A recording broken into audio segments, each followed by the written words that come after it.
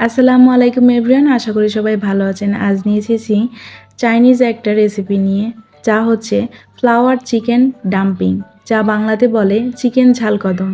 তো আমি আজকে এই চিকেন ঝাল কদমটা খুবই সহজেই তৈরি করে দেখাবো। এটা দেখতে যেমন সুন্দর, খেতেও তেমনি অনেক বেশি পরিমাণ সুস্বাদু এবং মজাদারও। তো আশা করি ভিডিওটি আপনাদের ভালো লাগবে। চলুন ভিডিওটি শুরু করি দেরি না করে। আমি এখানে 50 গ্রামের মতো বাসমতি চাল নিয়েছি।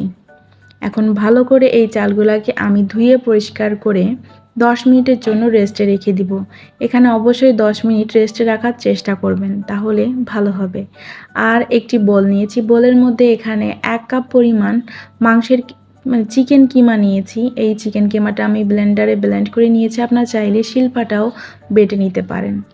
আর নিয়েছি সেদ্ধ আলু, এভাবে গ্রেট করে নিয়েছি। একটা সেদ্ধ আলু আমি এভাবে গ্রেট করে নিয়েছি।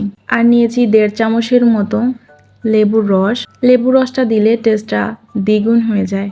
এখানে নিয়েছি 1 চা চামচ আদা বাটা, 1 চা চামচ রসুন বাটা, দিয়েছি 2-3 টেবিল চামচের মতো ধনেপাতা কুচি, দিয়েছি 5-6টা কাঁচামরিচ কুচি করে দিয়েছি, 1 টেবিল চামচ গাজর কুচি দিয়েছি, 1 টেবিল চামচ পাতাকপি কুচি করে দিয়েছি। এই সবজিগুলো যদি আপনাদের কাছে না থাকে, শুধুমাত্র আলু আর এভাবে 1 কাপ পরিমাণ পেঁয়াজ কুচি দিয়ে আর বাকি মশলাগুলো দিয়েও আপনারা এই রেসিপিটি রেডি করে নিতে পারেন। দিয়ে দিয়েছি 1 চা চামচ সয়া সস, দিয়ে দিয়েছি সবচেয়ে 2টা ইম্পর্টেন্ট উপকরণ লবণ আর গরম মশলা। এখানে আমি 1 চা চামচ গরম মশলার গুঁড়া ব্যবহার করেছি। এখন ভালো করে এগুলাকে আমি মিশিয়ে নিচ্ছি। এগুলাকে মিশিয়ে নেওয়া হয়ে গেলে আমি হাতের সাহায্যে এভাবে রাউন্ড রাউন্ড ডাম্পিংয়ের শেপ দিয়ে নিব। এভাবে আমি হাত দিয়েই সব ডাম্পিংগুলো রেডি করে নিব। এখানে একটা টিপস হচ্ছে, এইগুলো যদি আপনার আগে থেকে ম্যারিনেশন করে রাখেন, তো এখানে লবণটা বাদে আর সব মশলাগুলো দিয়ে ম্যারিনেশন করে রাখবেন, কারণ লবণ থেকে পানি ছাড়তে পারে। তো আমার সব ডাম্পিংগুলো রেডি হয়ে গেছে। এখন আমি আলাদা একটা পাত্র নিয়েছি, আর পাত্রের মধ্যে যে ভিজিয়ে রেখেছিলাম চালগুলো, ওই চালগুলো নিয়ে নিচ্ছি। আর এখানে সামান্য পরিমাণ লবণ দিচ্ছি, তা না হলে যখন এগুলো আমি স্টিম করব, তো এগুলাতে কোনো টেস্ট থাকবে না। তো এখানে অবশ্যই লবণটা ব্যবহার করতে হবে। এখন আমি চিকেন বলগুলোকে এভাবে চালের সাথে এভাবে হাত দিয়ে ঘুরিয়ে ঘুরিয়ে হালকা একটু চাপ দিয়ে রেডি করে নিচ্ছি। আশা করি ভিডিওটি দেখে আপনারা বুঝতে পারছেন।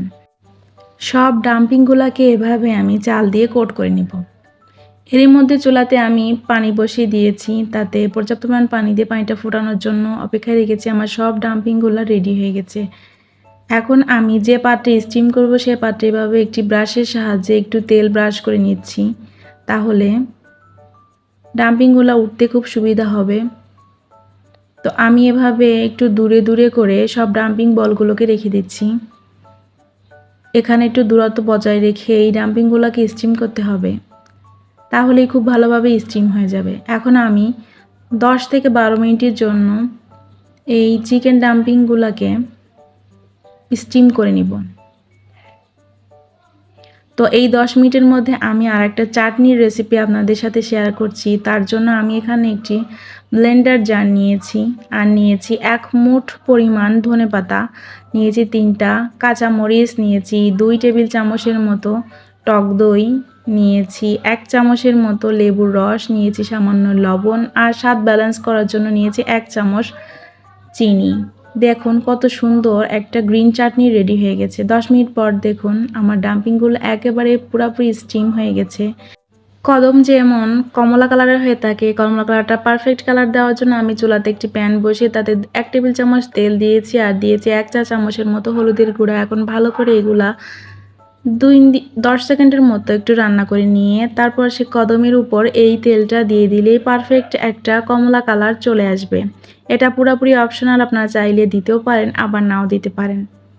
তো আমি এভাবে পারফেক্ট কালার আনার জন্য এটা করে নিয়েছি। এখন একটি সার্ভিং প্লেটে যে গ্রিন চাটনি অথবা সসটা আমি রেডি করে রেখেছিলাম, এগুলো আমি এভাবে একটু দিয়ে দিচ্ছি, দিয়ে তার উপরে চিকেন কদমগুলোকে এভাবে বসিয়ে দিব।